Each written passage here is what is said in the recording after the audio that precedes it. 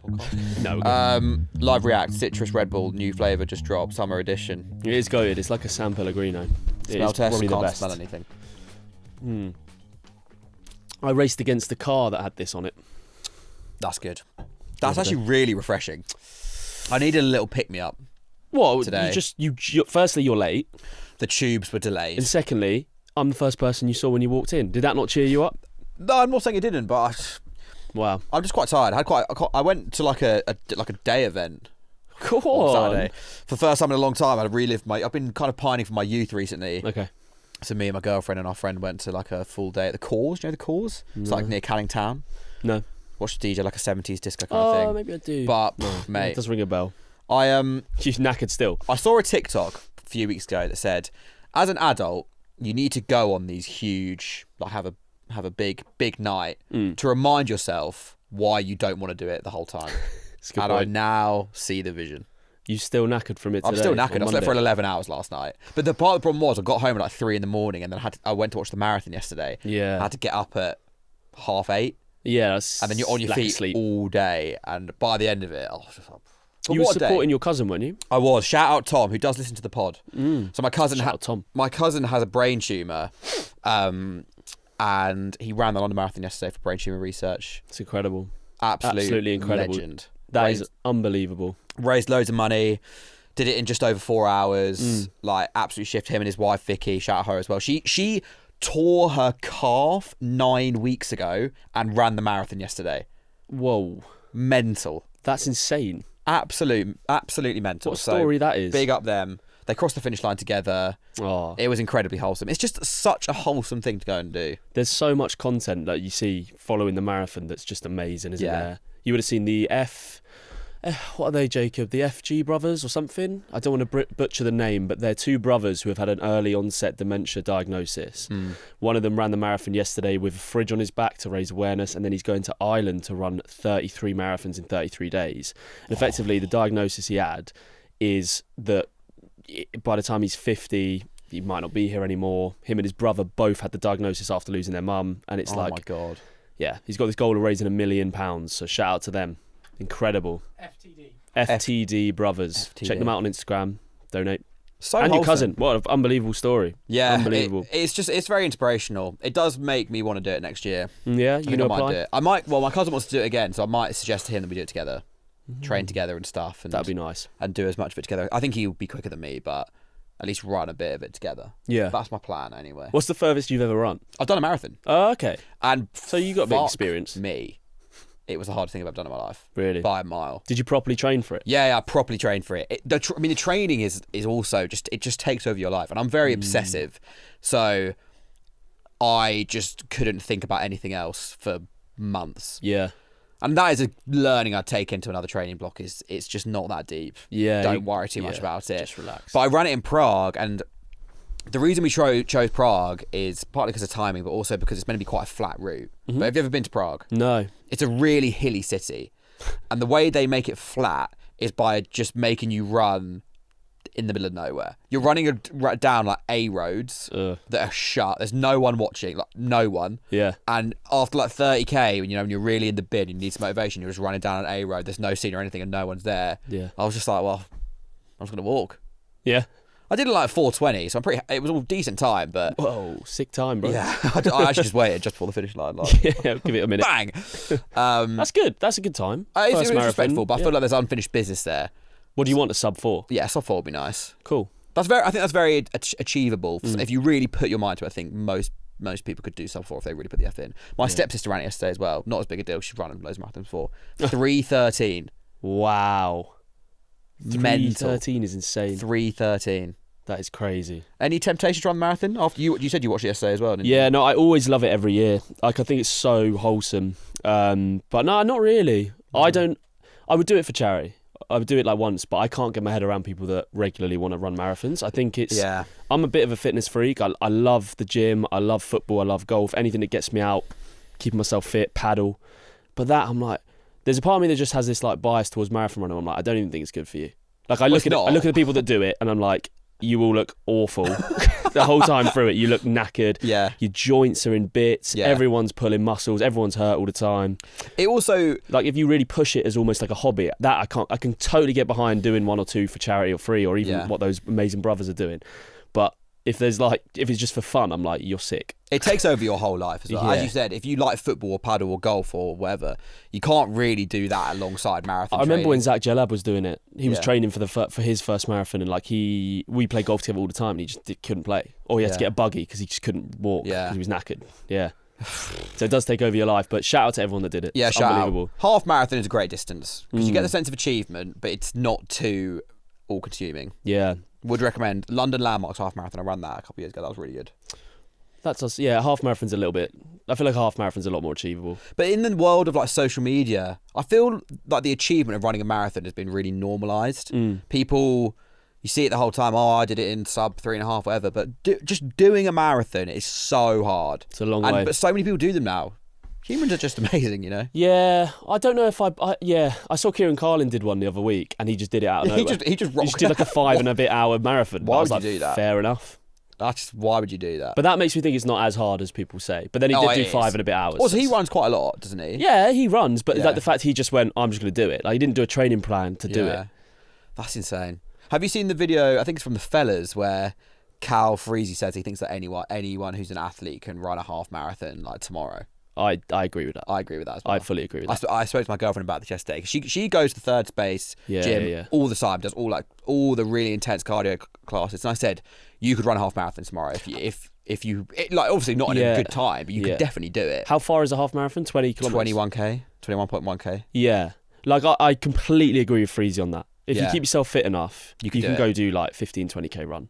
Like you could. You find it hard. Yeah, it would be a slog. It's going to be tough, but I'm not saying you're going to get an amazing time, but you do it. Yeah. Yeah. I had a dream about you last Friday. Whoa. Whoa. I was like, I need to remember to bring this up. I had a dream you scored for Fulham in the FA Cup final. I'm not joking. Bro, we have the same dream. It was Arsenal Fulham FA Cup final, and I was in hospitality. Classic, obviously. TalkCPFC was in hospitality and watching Arsenal, and it was 1-1 at after full time. Yeah. And you scored to put Fulham 3-1 up. But I didn't see the goal because I was like, you know, you have that kind of like an anxiety dream and you can't get to your seat and there's all these barriers. Stuff I was going wrong. Of the game was going on. Yeah. But then Arsenal took it back to 3-0 and won on penalties. No. I'm sorry, mate. Did I start the game when I come on? I think you came on. That wasn't explicitly mentioned in the dream, but the vibe I got was that you came on. Yeah. I frequently have football dreams. Frequently. I had one a few months ago, and I was at St Mary's Stadium playing for Fulham, but like I was playing next to Luke Shaw, and I was in left back, and like I couldn't. It was almost like an anxiety dream of performance where got to the last bit of like the pitch and I couldn't kick the ball. Yeah, mate, it happened the whole time. Now. I have that with golf as well. Really? So I have it with golf where I'm in a 4-ball and I am trying to put my tee in the ground on the ball, but the ball keeps falling off the tee, and then the people I'm playing with end up leaving because I'm taking too long, and like then I hit my ball and it tops about 5 yards into a bush, and I go back and get it and re-tee, and like they're off. That's a genuine. Why are you laughing? No, it's a genuine anxiety dream. I have the anxiety dream a lot where you can't like punch properly, you can't run. I have that the whole time. Why does that happen? What's the science behind that? You said it's performance. I think it's I'm not qualified to answer that, but I think it's performance based. No, you are. Or like anxiety. You have a podcast, of course you're qualified to talk about it. Okay. I'm going to present this as fact then. What it is it performance anxiety, something else in your life, and then it's moving into, I guess, something you have an understanding of. Like you can all relate to that feeling of being on a golf tee. Yeah. And like, you know, you got the nerves or you're like whatever. So maybe it just blends into one. Interesting. I've completely made that up, by the way. I'm just assuming. That sounds totally plausible. Yeah. That is how misinformation spreads on the internet. Yeah. Just confidence of delivery. Someone's listening to that right now. They're going to get to work, tell their colleague. Yeah. That's how it works. He's going to tell his missus. Someone's going to tell you that after a chain of events in a few weeks. Unbelievable. Yeah, I haven't dreamt about you this week, Ollie. That's rude. Sorry. Fulham won though. Fulham won. You didn't kept score, our European dream. No, I didn't score personally. Kept our European dream slightly alive and kicking. Yeah, it was good, mate. It was a bit of a weird game. It wasn't as bad as the Brentford one the week before. That was a stinker. But then it started quite poorly. Yeah, Rodgers and I think Tammy Abraham missed big chances. Apart from that, we were the better team. So. We're just at this stage of the season now where most games are a bit of a slog, aren't they? Mate, my Saturday was a slog. As in... I got up early Saturday morning, dump run, gym session. Dump run? Dump run. Had to clear loads of stuff out my flat. Had like a Lumi ice bath. Sorry. I thought you meant another kind of dump. Whoa. Carry on. I had to had to get this like ice bath that the bin they wouldn't take. The bin man wouldn't take. Do you have to book a slot at the dump still? Yeah. You have to book a slot and rock Game's up. Gone. Then I go on gym. Then it's an early kickoff. You went to the game, didn't you? Went to the game. It was good fun. Enjoyed that, obviously.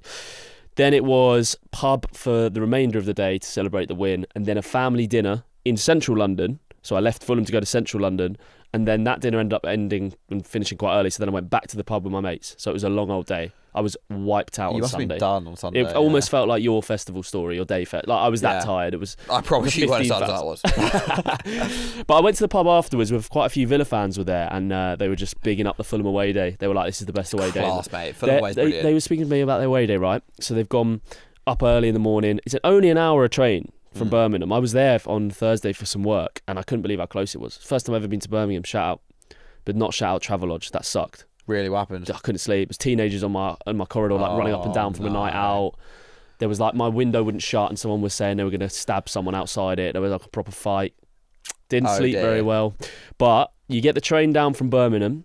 In the sun, you arrive central London. You get yourself to Embankment. You get the Uber boat straight. The Uber boat. You get the Uber boat for £11 straight to the cottage, like door to door. Yeah. And then you just have a session watching your team lose and go out in the pubs in Fulham. Then you can go to, is it the Rocket? They went to, the Rocket's a good one. Outside, have a little plastic There's glass so many pint. nice ones. I think if you go to Parsons Green, though, that's where you want to be. Yeah. Yeah, there's that. The Pony. There's a few pubs around the there. White Horse. The White Horse. That's the one. Is that just on just off a green? Yeah, that's right. So I was there with all these Villa fans chatting away to them. Turn around and I hear this bang out of nowhere. Glass smash. Two of my mates next to me are covered in beer. And this Villa fan I was just talking to 5 minutes before has been knocked out cold. Unbelievable. And you will not be surprised to know it was not by a Fulham fan. It was by another Villa fan. Really? Yeah, it was chaos. Oh, but actually, it didn't that's a escalate shame. after that. That's a shame. I know, it was a shame. They were all very, very like, what's just happened? The guy who did it got kicked out. They all stayed. He got up. He was fine. But a little bit of friendly fire.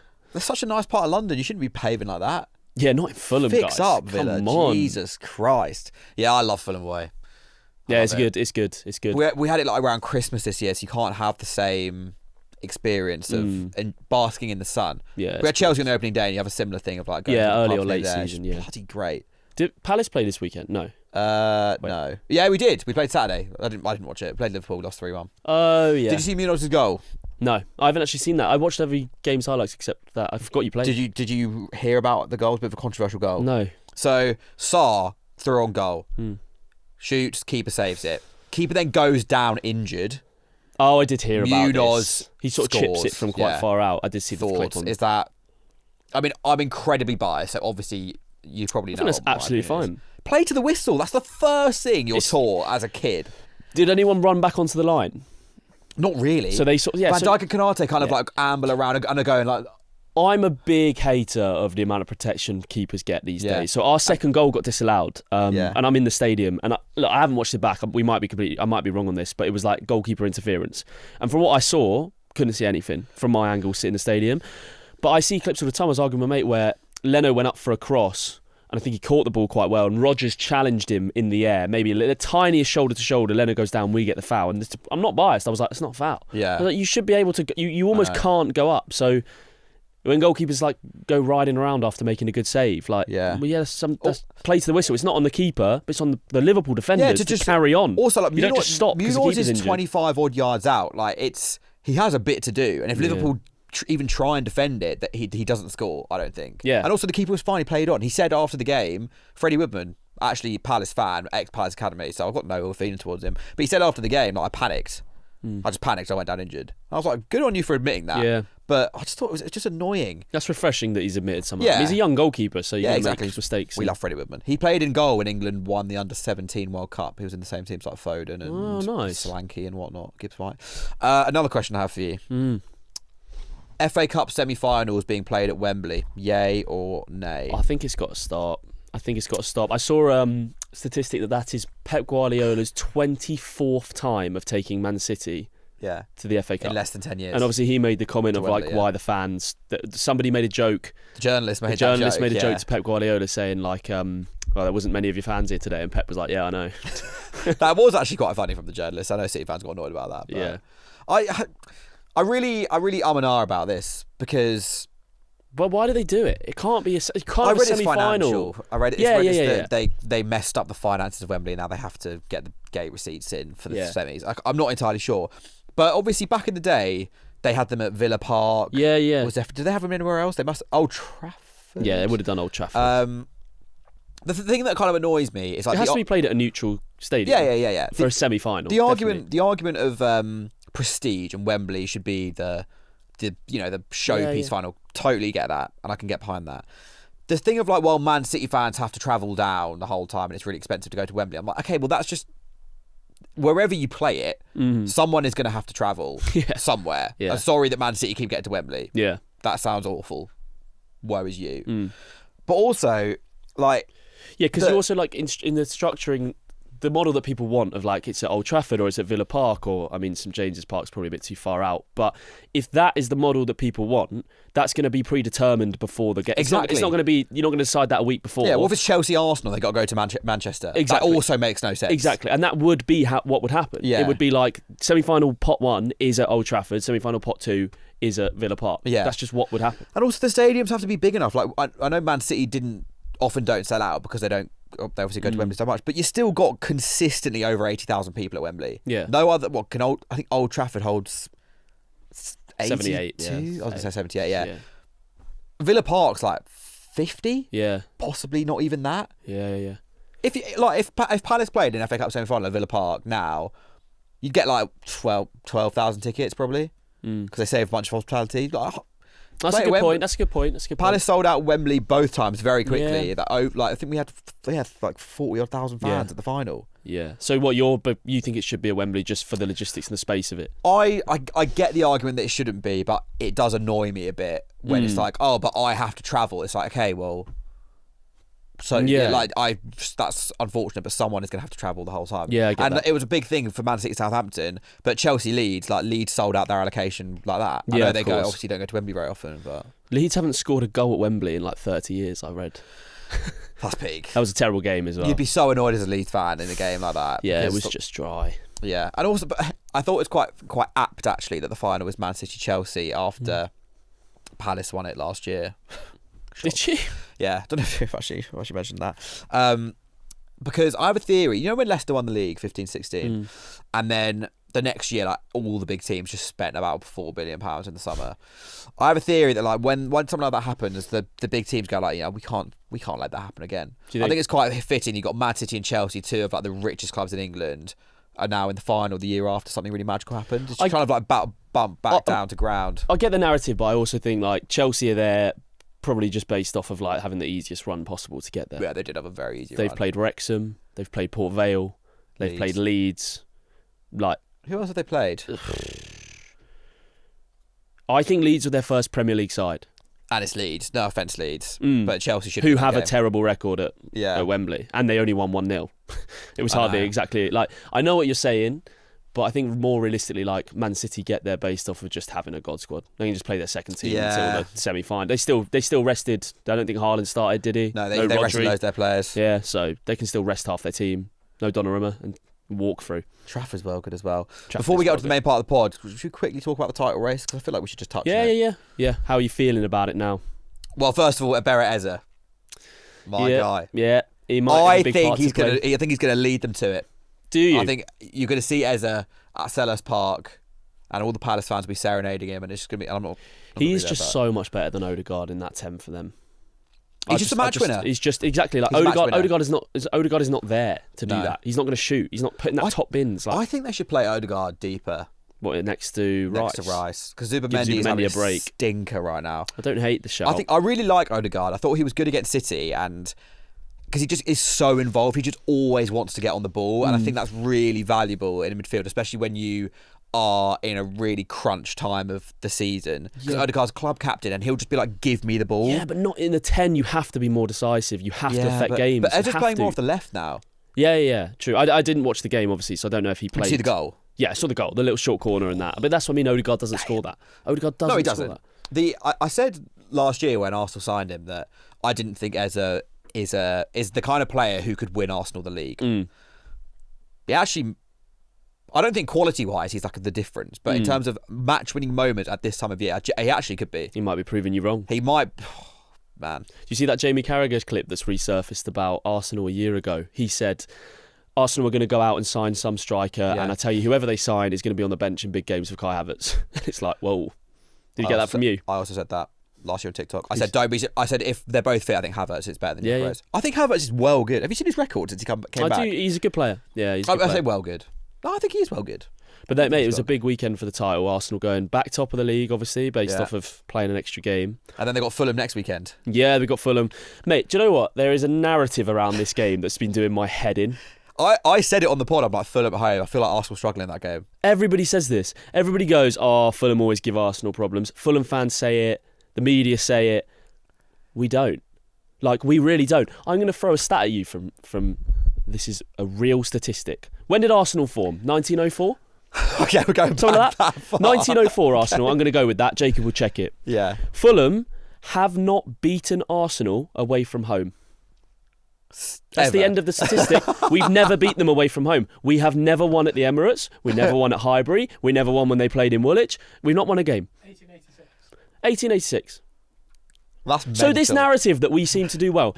Since 2000, you drew with them. Since 2012, we have beat them twice.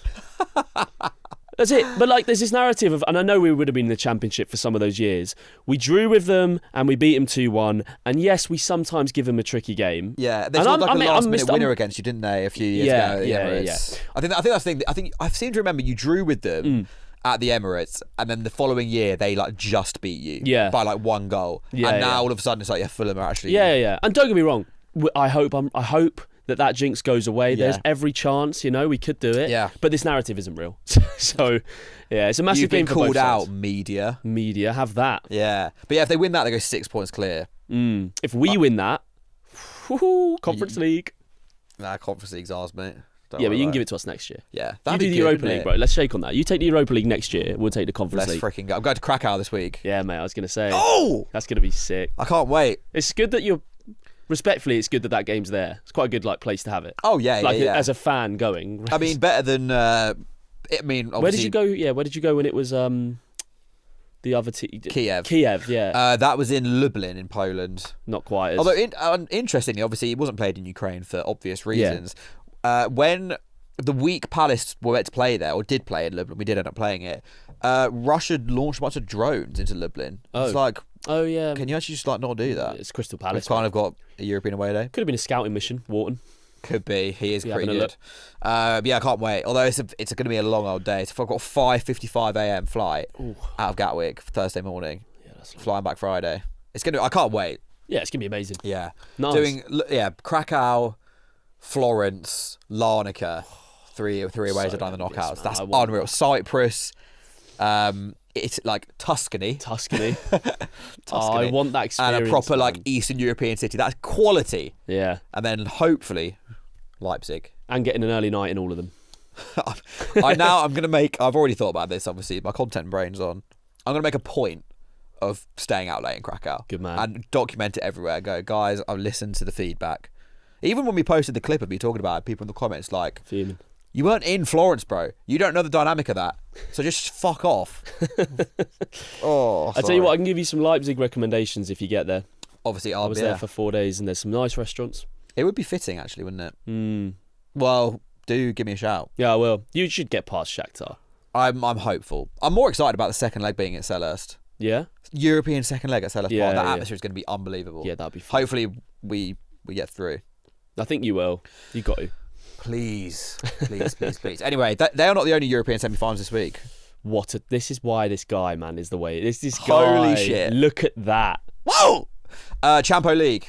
Yes, it's a big one. A very fun dynamic. Lots of narratives that we're going to get into. Loads of narratives. I think what we're going to try and answer is who needs the Champions League the most of the teams left? Who needs to win it the most? Yep. Let's just write off PSG. They just don't need. Yeah, they don't need it. They won it last year. Yeah. They are kind of They were in the same position last year that the other three teams are in now. Yep. We could really use this. Yeah. But can I touch on PSG quickly though? What is your opinion on not playing domestically in the week of a European Cup? I mean, like the league giving PSG the week off to focus on the cup. I get why they do it. Yeah. Because they're a smaller league and they want to win it as many times as possible to elevate their league. Yeah. But it is so tin pot.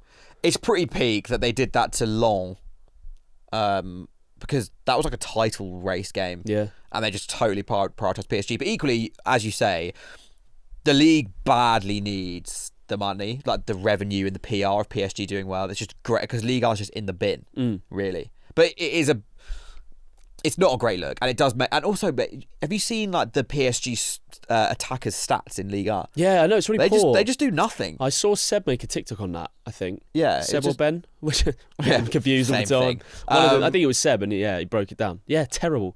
They just don't have to try. It is a massive, and also it's no surprise they then look really energetic in Europe. I mean, I don't want to get too much into that, but how are their stats that bad? It's something like Kvaratskhelia has like 4 goals and like an assist in the league. Yeah. So it's like insanely low. Yeah, it's mental. Like, Kvaratskhelia is such a good example because after the Chelsea tie, where obviously he was really good, everyone's like, that's an elite player. Yeah, and look, he is elite, but his form this season has not been elite. I reckon Martinelli must have more goals and assists than him in all comps this season. Probably, yeah. And Martinelli stinks. Yeah. Far too smelly. That's my favourite. That's my favourite slander name in the world. I always think that. I really don't like Martinelli. But we're in total agreement that PSG just don't. They don't need it out of the 4 teams. I find PSG, not to talk about them too much. I'm a pretty woke football fan, right? Mm-hmm. I don't really like the whole state involvement. Obviously, PSG are fairly disliked in France, but they are such a fun team. They're a fun team. They're so good to watch. It's like, have I been sports washed? Yeah, you have. I have, because you can't look past it. Like, there's a lot of history. I read something on PSG about they have written off so many debts, even pre-Qatar ownership. Like, they've written so many things off just because of state, like France has backed them or Paris has backed them, and actually, like, they're just not the good guys. No, they're not. But the thing is, they're not the good guys. I know they're the vibes guys, but they're not the good guys. Because the thing is, they're so vibes off the pitch as well. I've been to watch PSG before, and it's just a sick experience, and the fans are brilliant. Great fans, yeah. And I think the way they play now with like all these young, exciting players is very Paris vibe, like Paris street ball vibe. I think they've reflected everything so well, but then you're like, but it is all just artificial. Yeah. Like Doué, Barclay, that's like 100 mil. Yeah, they didn't just get them off the streets of Paris, which is kind of what it feels like. Yeah, and that's what I mean. This whole there's a bit of a narrative with them of they've rebuilt now, and they're like not doing this anymore. We're not doing the whole Neymar thing, and it's like you've just said. It's like you're still spending a lot of money on players, and you're still also like the João Neves transfer, dodgiest transfer of all time. Where Benfica were like, we're not going to sell him for anything for like 80 mil. Next week, I was going PSG for 35 mil. Don't worry about it. Yeah. Oh, okay. What's changed? Yeah. In that. Anyway, allegedly. But the other 3 teams. So let's start with Bayern, because obviously PSG play Bayern. Yeah, Bayern. I think how badly do they need it? I think that Bayern have I sound like Roy Gillens here. Bayern have like a due diligence to win this competition. Because if you look at the competition as a whole, I totally see that. You've got 2 teams that have never won it, and you've got PSG, who we've just covered, who have won it with a lot of sports washing. And Bayern Munich would become the second most successful team in the history of the competition. They would join Milan on 7 trophies. So Bayern have, from a pedigree and a historical standpoint, like they have to win this competition. Yeah. Do they need it? I mean, it always helps. They have similar allegations of their league to PSG's. They have some unbelievable players. They definitely have the best front 3 in the world. It's Prem made. Yeah, it's not even a question. I think Luis Diaz is the biggest miss to Liverpool. I know. He is so good. His energy, his output, the numbers, and obviously he's going under the radar with what Kane and Elise are doing. But you look at his stats this season; they're incredible. Can I just say, he was getting heat from Liverpool fans last year, and they will say, "Don't rewrite history. It was right to sell Luis Diaz." I don't get why they didn't rate him last season. And you're seeing this year, you need to have a player in your front 3 who just like puts the graft in, which is what he does. But he's also good. Like, he also scores goals, also makes things happen. Yeah. I never understood why he got so much stick last year. No. You watched him, you're just like, this guy's and he also feels very Liverpool coded, like high energy. 100%. When I think of him, I picture picking up the ball slightly inside his own half, running the entire length Yeah. of the pitch and earning a corner for the team. Yeah. And that is what Liverpool do not have. Giving it that to Liverpool the crowd. do not have that. No. Didn't he have there was a period where he dribbled through like the entire City team. I can remember it vividly. Luis Diaz. Yeah. And, like, that is just... That isn't a quantifiable for me, at least. I'm sure there's some tactico that can do it. So that's not a statistic that I can... But I look at it and the eye test, I'm like, Liverpool need that. Like, he just gets you out of a position where you might be 1-0 up against City. He picks up the ball, runs to the length of the pitch and gets you a corner. And then you score from that corner. Yeah, they missed that big time. So, for me, Bayern Munich are...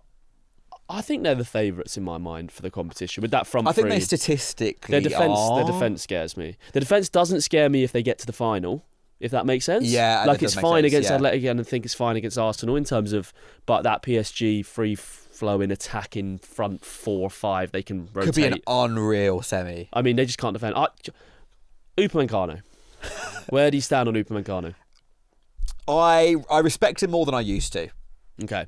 I thought I kind of put him in the same category as Donnarumma, Immobile, Lautaro Martinez, Rafa Leao. You're meant to be good. I've never ever seen you play well in my entire life. Every time I see Upamecano play, he stinks out. He stinks. I think even in the Madrid game, early doors, they shipped a lot of goals in that game as well. Let's not forget. He missed like a sitter, and I know he's not an attacker, but he missed a sitter, and I'm just like. Every time I watch this guy play football, and it's obviously only in a big European game, he stinks. He's an industry plant. Yeah, convinced. I'm convinced.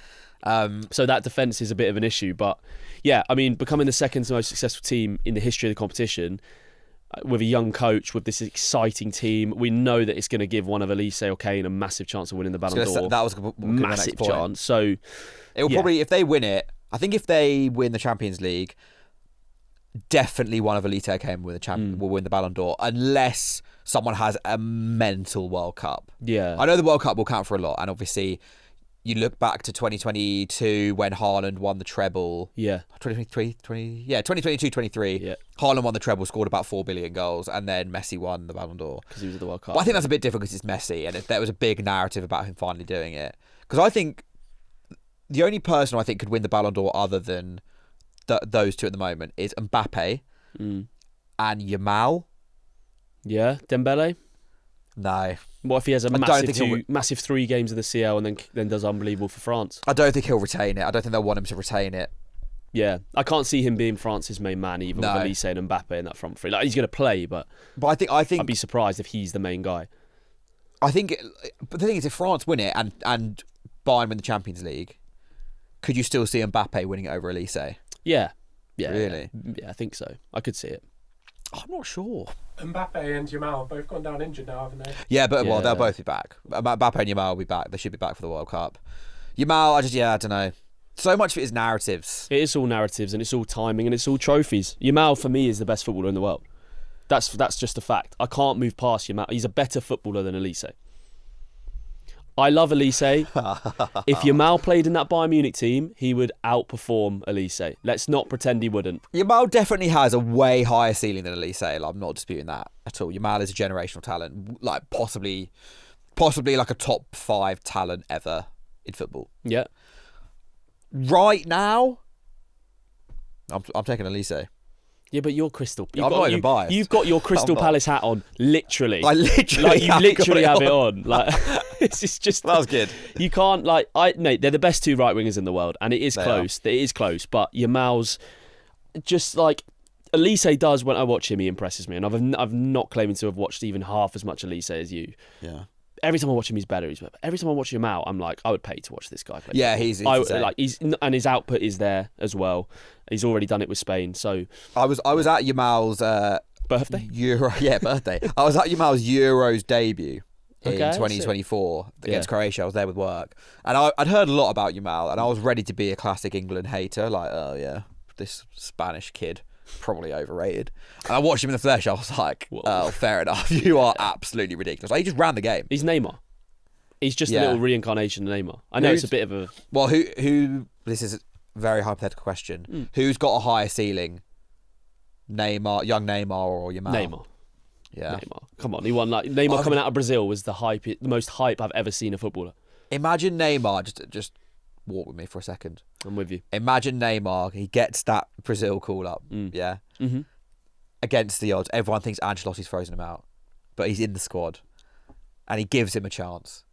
And Brazil win the World Cup, and Neymar wins the Ballon d'Or. Oh, my God. Obrigado. Obrigado. That would be unreal.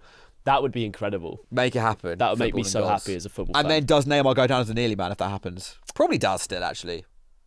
Nah, not if you win a World Cup and everything's And a won, and Ballon a treble d'Or. and a Ballon d'Or. Yeah, No, true. Absolutely not. But I think Mane should get it, to be honest. Or Jared Bowen. One of them. Yeah, Jared Bowen. Or Danny Welbeck, possibly. Yeah. Okay, so Bayern do need to win it, Yeah, so Bayern are my but picks. also Bayern, don't need to win it. They need it. They also need it for the Farmers League allegations. They always need it. Yeah, unfortunately, they always need it for that reason. And I think they're my favourites for the competition. Yeah, I think I would agree. But if we go on to the other side of the draw, Arsenal have already beaten them in the Champions League this season. Yeah, but it doesn't matter. No one cares at that point. Yeah, I agree. It doesn't matter, but they have. It might make a psychological difference to Arsenal. I doubt it would bother Bayern too much. Also, I don't know. Vinny Company, big games. You're not sure. The jury's out on that. I don't think it affects Bayern Munich's mentality. I think if anything, it puts more pressure on Arsenal if that final played out. That it's like Bayern Munich probably turn up a bit like, we're obviously better than these. Yeah. Let's go prove it. Yeah, true. And they've already had a little bit of a debrief playing them. They already would have been able to like. Yeah, they've worked. They hopefully they know what they're about, yeah. and I feel like Arsenal are just in such a weird place at the moment. I mean, let's talk about Arsenal. Do they need to win the Champions League? Well, they need to win something, Ollie. They do need to. They need to win something. They might need to win the Champions League in about a month's time. Yeah. They probably do need to win this competition. They have to get past Atletico Madrid. For me, they have to. Yeah. It's tough though. Atletico Madrid just lost the final to Real Sociedad. They're fourth in the league. Yes, they're playing some better football at the moment, and we'll get into them in a little bit. But Arsenal are the better side, They are, especially over two legs. And Arsenal battered Atletico in the group stage. Yeah. I was at that game actually, and Atletico offered nothing. I think Alvarez hit the bar, but it was like a really good effort. And Arsenal's set pieces just killed them. I don't want to go down the route that we covered in a last episode. I don't want to keep, or the episode before, bottling, but there is a part of me that feels like if they lose to that Atletico Madrid team, it's a slight bottle. I'm like, are they playing the second leg of the Emirates? I think they are. First leg's away tomorrow. You got the easiest, or today, the easiest draw probably. You have got the easiest draw there. You're playing at home second leg. You are a better team than them. So if they don't get that done, it stinks. And I think it would really affect their Prem chances. Even more, just they could then go drop points because it's such an interesting balance for them. Because I listened to the Gary Neville podcast this morning. People need to listen to that more, by the way. I think it's really good. His little post-match in the commentary box. And he was talking about them prioritising the Prem on the Champions League. And he was like, at this point in the season, they have to prioritise them both. They have to go for them both. They've not got a choice. But it will be interesting to see how one influences the other. I wouldn't be surprised if they end up winning both, like in terms of just mentally. Do you reckon? Like if I would be surprised. That's not true. I would be surprised if they won it both. But if they won the Prem, I wouldn't be surprised if they then also won the Champions League because I think the mental load will just be gone. Oh, yeah. The mental load is the Premier League for Arsenal. My take on them winning the Champions League is they do have to win it, but not necessarily this season. So is your theory almost... Your theory's almost they either win both or none, do you think? Because the Prem's going to be decided before. So if they win the Prem, I completely agree with you, by the way. If they win the Prem... Yeah, there'll be pressure on that game going against PSG or Bayern. Yeah. But they go into it and let's say it is Bayern, the narrative is so different. Yeah. It's, we've already beat these. We're the Premier League champions. We've got over the line already. We've got over the line. Yeah. Let's go enjoy it. And if they play PSG, the narrative is we lost to these guys last season narrowly in the semi-final. Let's go and we won the Prem. Yeah. Let's go and get our revenge. Yeah. It's massive for Arsenal. I really like that. I didn't think I would come away from the studio with that mindset, but I'm going to come away today with it's either both or none. I really agree with that. I would find it funny if they won both. It would be funny. I do often after the City game. I did feel sorry for them because all the chat they get. I'm like, if this was Palace, I'd just be so angry the whole time. Yeah, and I do think they'd have a moment of. They do have it quite hard, don't they? Just a quick tangent. Yeah, I saw a Spurs fan tweet the other day after they beat Wolves, but obviously had all these injuries and stuff, and it was like, I don't understand why everyone in the Premier League now just hates us. Spurs. Yeah. Do you think people hate Spurs? No, I don't think there's any dislike to Spurs. I think it's just like what they represent as a Big Six club. Yeah, I think feel quite sorry for them at the moment. People are really preying on their downfall, and I'm like, I get it. I do get it. I get why, but I'm like, I can't.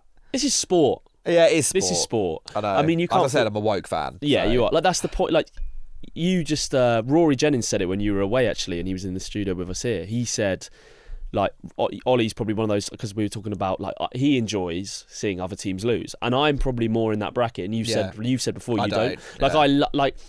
It depends who. Yeah. But like, if Chelsea lose, like the other night, Chelsea lost, didn't they? Liam Rosenior sack in Brighton. First thing I do is text like Zach Jellub, Rory. I just text them instantly. Go like, any football one. Like, and I love that, and I just love seeing the 2 blue ticks and getting no reply. I absolutely love it. Yeah. And obviously being in West London, I love the I'm a Barber's QPR fan. Like, I love just going in there if they've lost and just being like, good weekend. You know what I mean? I love that stuff in football. So I think that's just what it is with Spurs. It comes down to like a little bit. It does, yeah. I think part of it is I'm very much a believer in treat others as you want to be treated, and my head would be on Mars if everyone did that about Palace every week. Like, it would really, really bother me. But with Spurs, it's also like, I think as a football fan, I like to watch history. And like, that is history. It's the biggest club to ever go down in our lifetime. So you want to see it. It would be fascinating if they went down. I don't dispute. Like, I'm not going to sit there and cry if they go down. It would be mad. But I don't like at this event I was like, people were like gutted that Spurs won against Wolves. I'm like, I wouldn't go like that far. Like, I'm not that invested in it. Yeah, I guess every football fan's different. A lot of people hate Spurs, but like West Ham hate Spurs, Chelsea hate Spurs, Arsenal hate Spurs. So they're quite in the London ecosystem. They're quite hated. But if I flip it and I thought, let's say we had prime Liverpool under Klopp and Pep Guardiola's, if somehow at that period Spurs were unbelievable and they were like flying, even though Liverpool were slight underdog story with Klopp, I'd be going, I can't want Spurs to win this. Exactly. Like, so it's just a narrative thing for me. I'm like, I want to watch Spurs go down, but I'd also want to watch them win the league if there was 4 amazing teams and they just came out of nowhere. Yeah, it was quite funny actually. Someone said the other day in my comments, they were talking about, I was talking about why does everyone root for Man City when, like, really they should be the bad guys of football. They've dominated English football, 115 charges, blah, blah, blah. Someone commented like, mate, it's anyone but Arsenal. I'd even prefer Wolves to win the league than Arsenal. I was like, yeah, everyone would prefer that. That would be unbelievable. I'm like, that's not my point. Like, I don't say you... Like, there are anyone outside the Big Six, I'd always want them to win the league over someone in the Big Six. Yeah, of course. Yeah, it just made me laugh. But yeah, just a tangent that I thought of just now, because I feel sorry. I just feel like the world is conspiring against Spurs. Anyway, it's not a Spurs and Arsenal. episode. You feel like and Arsenal. Okay, final question on that. If Arsenal don't win anything and Spurs stay up, who's had a better season? The classic. Spurs last day of the season. Well, Spurs have ultimately they've succeeded in their mission for the season. Just stay up, which became just stay up in like February. Yeah. Whereas Arsenal haven't. But I mean, it is one of them where no one really wins in that scenario. Yeah. But yeah, I'd say Arsenal have to get to that final. Yeah, for me. So let's talk about Atletico, who I've gone public and said I'd quite like them to win the Champions League this season. Yeah, I know we disagree on this. I just quite like them. I know historically they're like Real Madrid's little brother. I know Real Madrid represent the royalty and the nice part of Madrid and Atletico. Well, you were just there. Well, you were just in Madrid, so you probably know more about this than me. I should have spoken about that. What I know is like Atletico are from the working class background and all that. I know like about the history of them and what they represent, but I just don't see them as this little brother anymore in football. Like, they are the third most successful team in Spain behind the big two, but they are. Diego Simeone is the highest paid manager in world. Well, I think he's in European football. It must be world football. Must be world. He's like 27 million pound salary. Like, they've got that brand new unbelievable stadium. I know they've moved a little bit away from like the João Felix days and when they signed, what was that player from Monaco? They sent Thomas Lemar. Yeah, they spent like 80 on him or 70 on him or something. Like, but they're just not this like underdogs, and I would say now they play a different style of football. They are a lot better than they play a little bit more for. expansive. Yeah. But I remember watching Atletico Madrid, you know, going back 5-6 years in that prime period, and just being like, these play awful football. Like, absolutely. Jurgen Klopp, mate, on the tube here, I did some research on this. Jurgen Klopp's statement in 2020 after losing to Atletico Madrid. That game that's gone down as like the greatest hate watch ever. Yeah, he says, it doesn't feel right. I don't understand with the quality they have that they play this kind of football. World-class players defend with 2 rows of 4, 2 strikers in front of them. When I see players like Koke, Saul, Llorente, they could play proper football, and yet they stand in their own half and have counter-attacks. Well, the main thing is that Jurgen Klopp kept his head after they lost. Yeah, that is a pure head loss, isn't it? He's crashed out. That is a pure head loss. But look, they are a fun team now. They're third highest goal scorers in the competition. Go on, you've come with the I've looked this come with stuff the up, stats mate. today. But they've also conceded the second highest amount of goals. It's interesting that that's not very Atletico. No, is so it? they have changed. They have changed. Germany League goals Julian Alvarez got this season? I'm guessing gunman Julian Alvarez. I'm guessing not a lot. Guess. Well, based off This is as of last week. I really rate him, and me and you, I think I've said this to you before, and I rate him too. To be clear, I'm going to go like 9, 7. Yeah, it's not great, is it? To be clear, I really rate him as well. I think he's really good. I remember when Atletico signed him, and people were like, "Oh my god, why are they paying 75 million for Julian Alvarez?" I was like, "What do you mean? That's a good deal." I couldn't believe like Arsenal didn't get him. I couldn't know. believe Chelsea didn't get him. I really couldn't believe that. But I think maybe City probably didn't want to sell him to a Prem club. Yeah.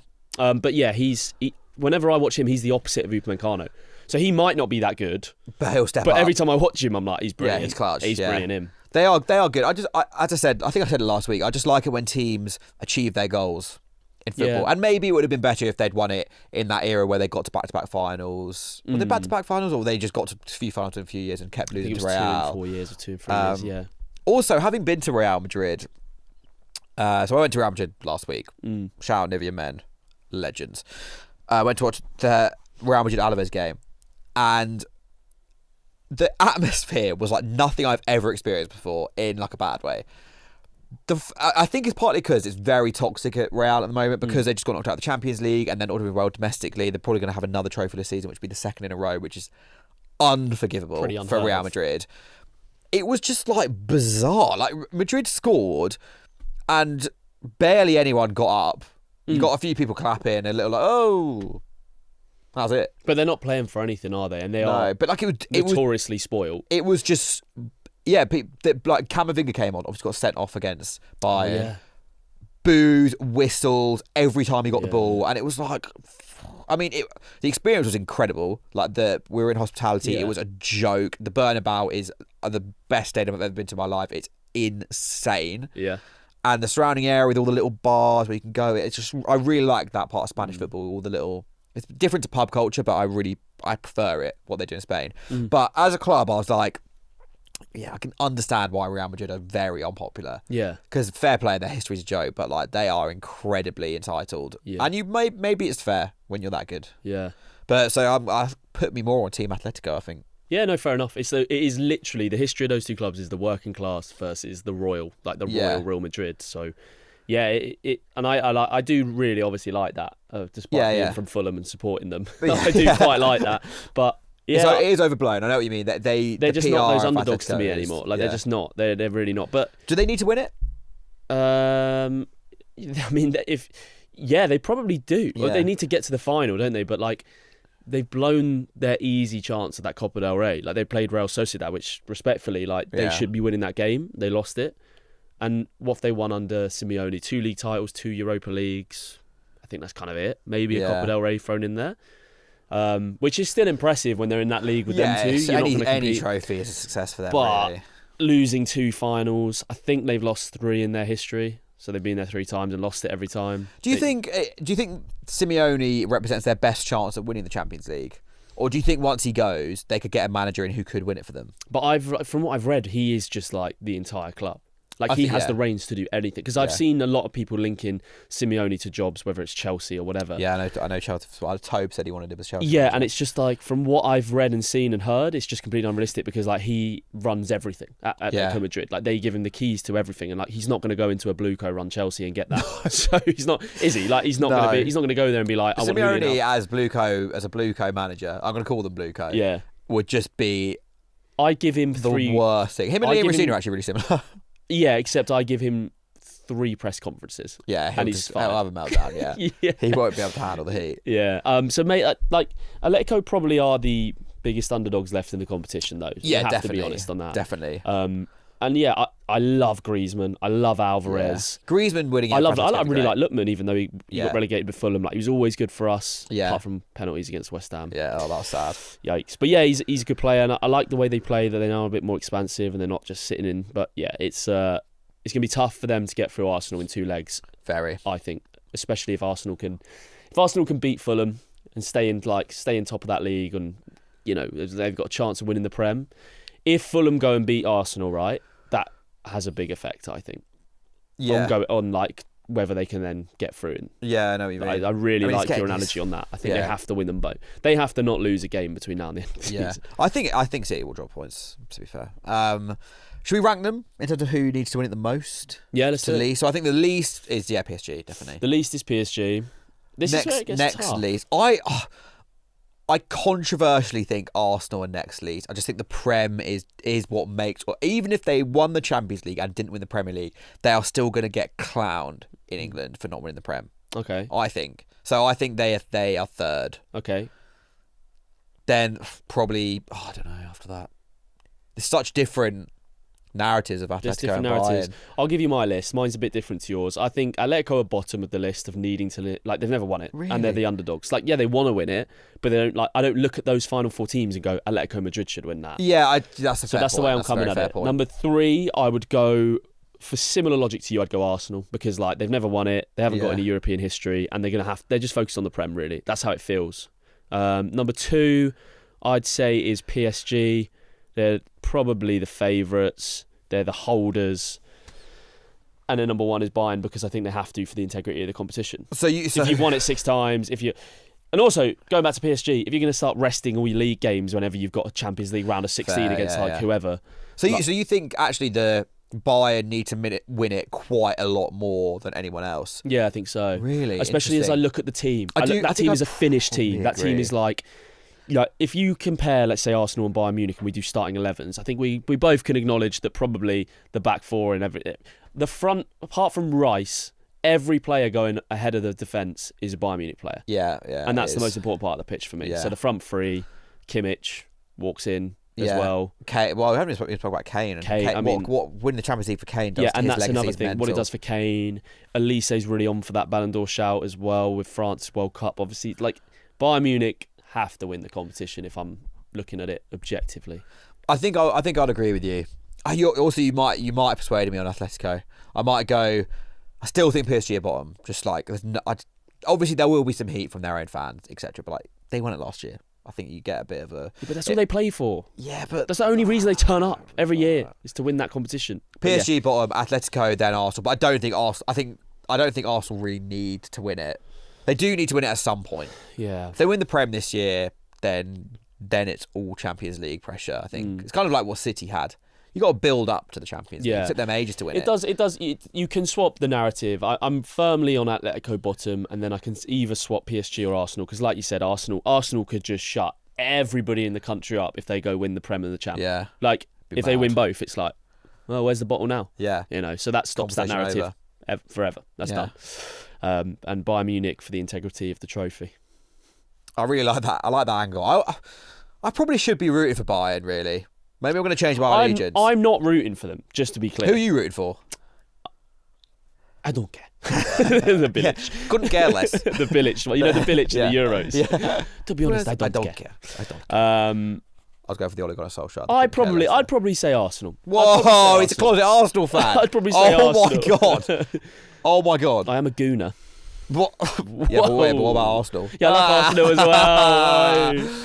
No, I want Arsenal to win it. Of course I do. I want Arsenal to win it. I might go Bayern. I don't like...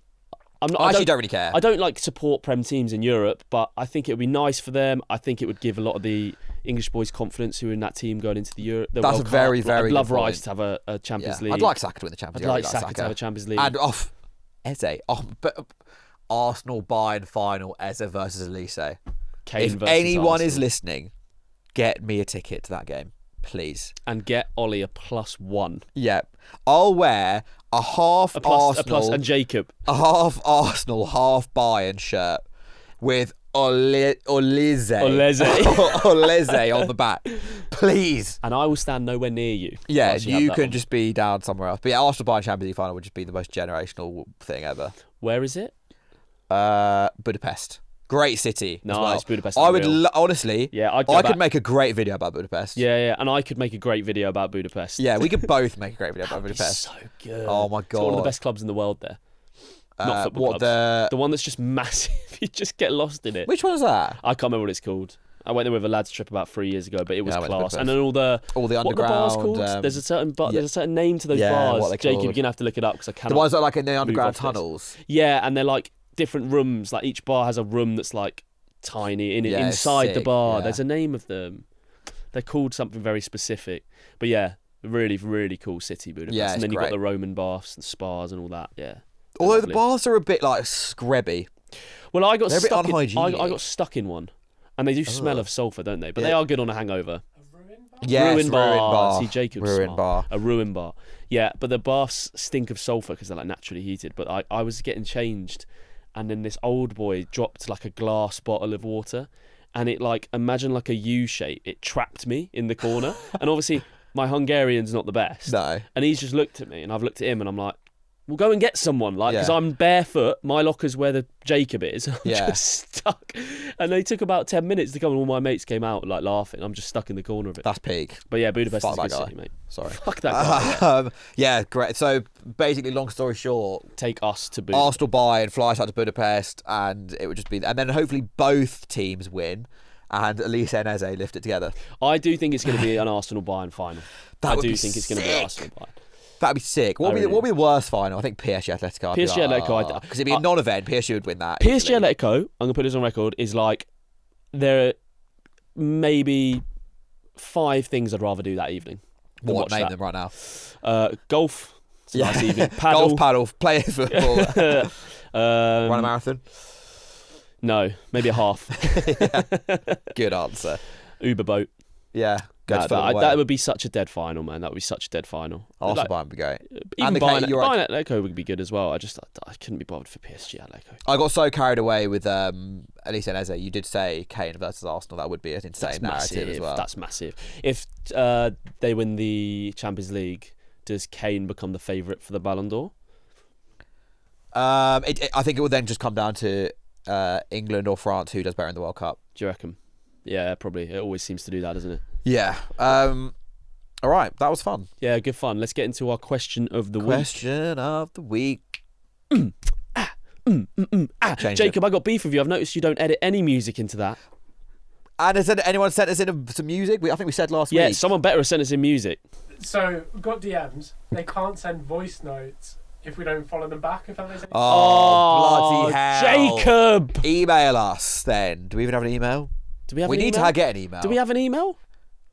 It'll be in the description. I'll sort one. We need to get a proper email. Oh my god. That's someone's dream. Like they could have got scouted off the back We're of this. so sorry, guys. Just email us soon. Okay, question of the week. Yeah, we'll sort that out. This episode is sponsored by Hill Coaching Company. Feeling stuck, bored, or quietly running on empty? Oliver Hill is a UK-based business coach guiding leaders, founders, and entrepreneurs to intentional happiness, wealth, and legacy. The work is direct and challenging. Honest conversations exposing the self-sabotage and breaking down the comfort zones that no longer serve you. The result? Clearer decisions, stronger relationships, genuine happiness, and success that feels enjoyable. Find out more at hillcoachingcompany.co.uk. While we were breaking, we've got some breaking. Breaking news. Get it? Little. Anyway, AJ versus Fury. Oh god, finally. I mean, it's only 10 years too late. They're ducking us. Should we fight them, a little tag team? Do you think 2v1 we could have them? No. No, not them, one of them. No. Do you think... Okay, let's keep going through this. Me, you, and Rory Talks Football. No. Me, you, Rory Talks Football, and Tobes. No. Against AJ. No. Me, you, Rory Talks... So, I'm talking we can all fight him at the same Yeah, time. no, I know. Okay. I'm totally aware of what you're Me, asking. you, Rory Talks Football, Tobes, Ben Bowman. Nah, because Ben Bowman adds a bit of muscle to that. Big. Like, I am not a fighter. No, but Rory... AJ's a different... Rory actually did, I think, once have someone tried to start on him after the Tops Really? quiz out, but apparently he just held his nerve and he got the trophy. He was like, yeah, we're going to do it. He was like kind of taking the piss. Yeah? But Connor Charles was there and he was like, mate, Rory actually just has like unbelievable aura. Like, did not even flinch at these guys trying to have a fight with him. I can see that. Tobes, I mean, look, he's not offering much in a fight. Yeah, but he can He's grab an small. ankle. He's a small man. But he can grab the ankles. I mean, I think the 5 of us have him. 5. I mean, all it takes is one punch and And then it's 4. yeah, that's what I mean. I'm not. Is he wearing gloves or is it bare knuckle? I think it's boxing rules only. Like just one jab, I'm just going to be done. Yeah, but just don't get jabbed, bro. Oh yeah, Just duck and that's weave. fair. Can we meet up before We have to train for a bit. This could be a touch and grass video concept. we fought Pitch it to Eddie Hearn. Anthony Joshua? Right, mate, we've got 8,000 subscribers on YouTube. All right, we add in Seb. We've got Seb, Ben, Tobes, Rory, me, you. I think boxing gloves on against I think AJ. I think we have him. Seb. Also I back Seb. He's tall and he's strong. I think we put like. I think Seb could just do him one-on-one. Mate, I'm going to be honest. I think we put like me, you, Rory, Tobes in front of him, and then we just send them big ass like behind, just fucking swinging into the jet. And we just go low. Send the big boys. But yeah, okay, fine. I'm sorry, I just don't care. No, neither do I, Shane. When is it? Don't know. It's not been announced. Wembley or Saudi Arabia? Saudi Arabia written all over Brilliant. Bloody hell. Anyway, question of the week from Joe, friend of the show, actually. Well, that wasn't the question of the week. No, it wasn't. I didn't actually ask a question. I did.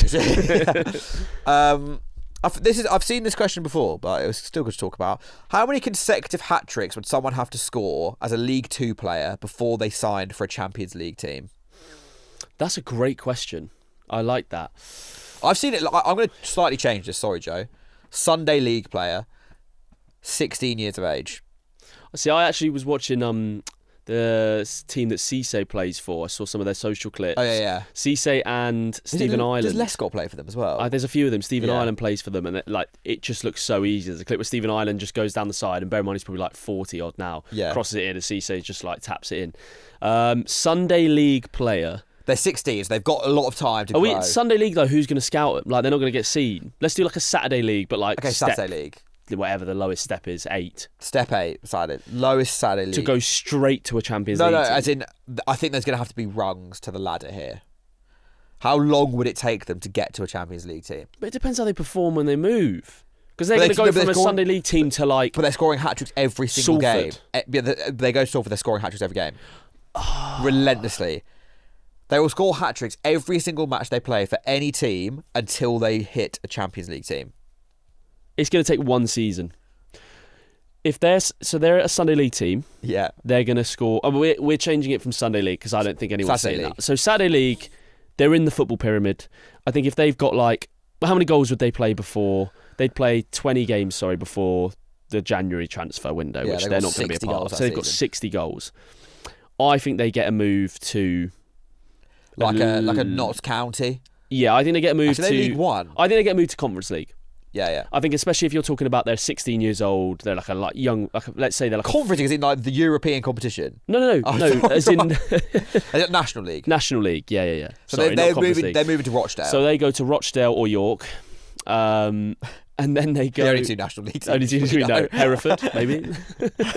So I think they go there, and then I think if they go from January to the summer, scoring a hat trick in every single game, that's making national headlines. That's I think they then easily get a move to a Champions League team. That, I think they go Championship from there. No, I think like Sporting Lisbon sign it or Benfica, kind of like a Victor Gyökeres arc. Yeah, I think somebody goes. There's a kid who's 16. Banging that he scored 120 goals this season. He's definitely he's going above Championship. I think he's going to a Prem team. You've just changed it. You just said Championship. Yeah, Championship. I think he's going to a top He's going to a newly promoted team.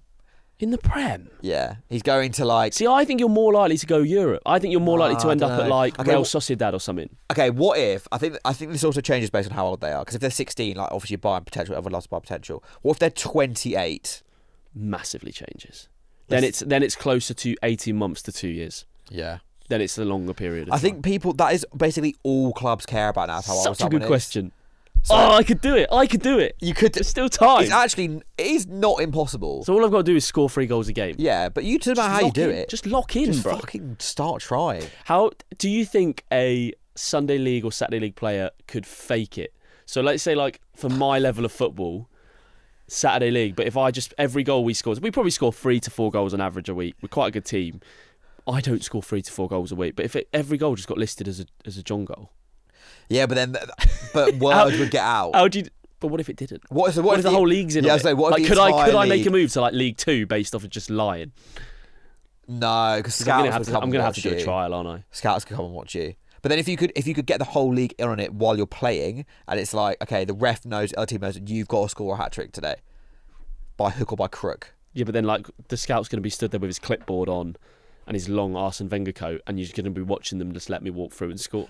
Yeah, but they'll be like, wow, how's he doing that? How's he doing that? This guy's got like aura, like you wouldn't believe. They just fall down in front of me. Yeah, just like, whoa, goalkeeper. You know that robot keeper? Have you ever seen that where he just like falls on the floor, the ball's got in? So I watched a lot of the Leeds, this is a bit of a tangent, but the Leeds-Chelsea commentary throughout was talking about the game, the famous game where they had like a 1970 Cup final, Yeah, FA it's all Cup, booing off. awful tackles, and I was like, I want to go see it. It's all on YouTube, go watch it, it's worth it. But some of the interactions are like, there's one point where somebody just dribbles in a straight line, and then I also watched the Fulham West Ham FA Cup final from 1975, so same era. I can't remember which game it's in, but you can watch both. They take about 3 minutes of your life to do, and like players are just like falling over. So you dribble at me now, and I just like fall over, and you walk past it. I'm like, what is going on? One of the goals, I think it's the goal in the Fulham West Ham game, is like a cross in from the corner, and it just rolls past the keeper, and you're like, oh my god! It's like, no, football's so much better back in the day, though. Yeah, I know. I think it was yeah. like if you put Yannick Bolasie in the football in the 1950s, they think he was a witch. Yeah, they would. The skills. They'd be like, what the hell is going on? I saw a clip earlier of the penalty that Real Madrid got that wins them the 1960 European Cup. And so literally, imagine, so ball gets played through to the striker, he's running, right? He's kind of like shoulder to shoulder with the defender. The defender kind of just like eases him out of the way like that. The Madrid striker just like kind of, it doesn't like fall, and it just run like kind of like goes off the other direction, picks the ball up, penalty to Real Madrid. And the goalkeeper and defender are like, what? Yeah, like yeah. what? And the ref's like, penalty. Yeah, it was just so rigged. The Bayern Munich Leeds Cup final 1970 as well, I think. That was that's the thing, isn't it? Brutal. Like that is the most obvious match fixing you can ever see. Again, it's on YouTube. It's like it's insane, the match fixing in that. I feel like I've heard of that, but I've never seen the footage. There's like a good little translated doc on it you can watch on YouTube. It's quite short as well. It's worth doing. Oh, maybe I'll do that. Yeah, I was really in my 1970s football era on the weekend. Just proper old manning it. Do you think you, at your level of football, could go back to that era now? So you go, boom, you're in 1970. Do you think you'd definitely be pro, sure? I think I'm not a brilliant footballer, right? But I think my YouTube football ability is different to my match football ability. I think I'm actually quite a useful player in a game. Yeah, that counts for a lot. Yeah.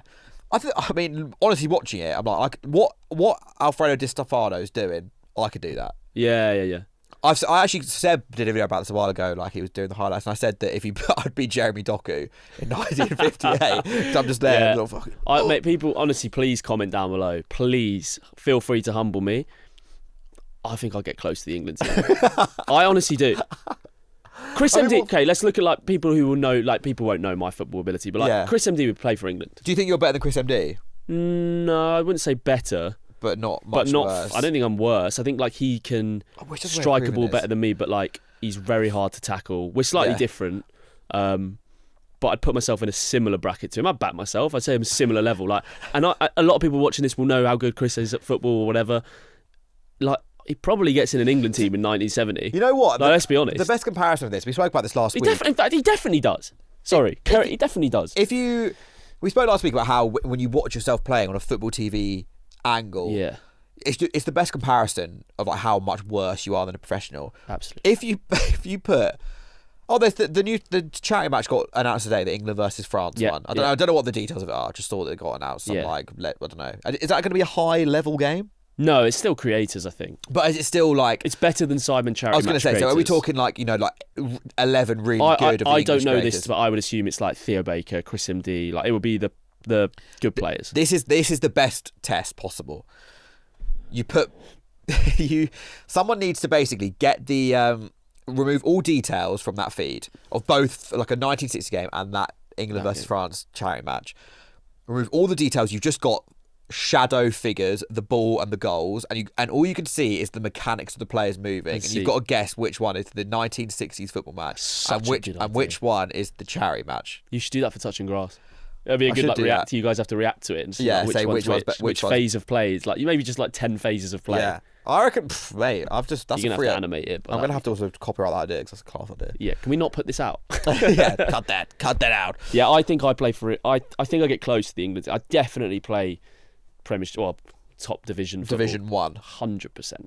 I don't dispute that, but I also it's not hating on that because the physical side of the game I think would be horrendous. They had one sub Did they? They only had one sub in like all those cup finals. It's insane. And they're not playing it. And they never got on. Really? I'm not joking. They never got on. Like I watched the '75 Cup final and I was like, "Who's the Fulham sub in that? Like, who's the Fulham players looking for it?" When we lost to West Ham, we had Bobby Moore in centre back. Really? Against West Ham, but the sub just didn't get on. I'm like, can you imagine being one sub sub in an FA Cup final and you lose 2-0 and you don't get on? It's like striker. Like, I could. No. Yeah. No, sit down. No, we're going to keep that bloke who looks like he's just got off the beach in Normandy, like he's like destroyed. We'll keep him in centre mid. Like, let me on, bro. He's broken his leg. No. No. Yeah, but no, I don't want to change the system. Yeah. We're playing 4-4-2, and that's that. We're playing the V formation, mate. This is 1971. Yeah, no, I think most people who can play football to a decent level would get in a top side. Maybe not top, but they'd be up. They'd get paid. The physical side of the game would be the hard part. I think it's a lot different. Well, I think that's a good hot take to end on. Yeah. I'm going to take that into other things. My hot take is I played for England in 1970. Yeah. No way of proving it. Yeah. That's the best kind of hot take. There's just no way of proving it or disproving it. Well, it's like Chris MD's one, isn't it? Where he's like, I'd never score know. however many goals in the Prem. It's like, you're never going to know. You're never going to know. I mean, you'd score no goals in the Prem. Yeah. Oh my God, I had that argument as well on the weekend, but we can end the pod if you need to go, Ollie. No, I don't need to go. This has been quite a long ramble by our standards. I've enjoyed it, mate. It's been fun. I've enjoyed it. Shout out Bayern Munich, who I think I now want to win the Champions League. No, I think they will. I'd like that. Unfortunately. Do all the normal stuff, 5 stars, comment. But the comments been really popping recently. On yeah, the appreciate really, that. Appreciate the love. So yeah, and drop us a follow. We have gained a lot of followers since we asked you guys to do that. So if you are listening, don't be like me. I'm all algorithm based. Make your own decisions in life. Yeah. Choose to run your own story. Control the narrative. You will see this because it will be in your feed every time. You don't have to just rely on an algorithm. You're better than that. Drop us a follow. Cold. That was that good? Yeah, it's great. Cheers, mate.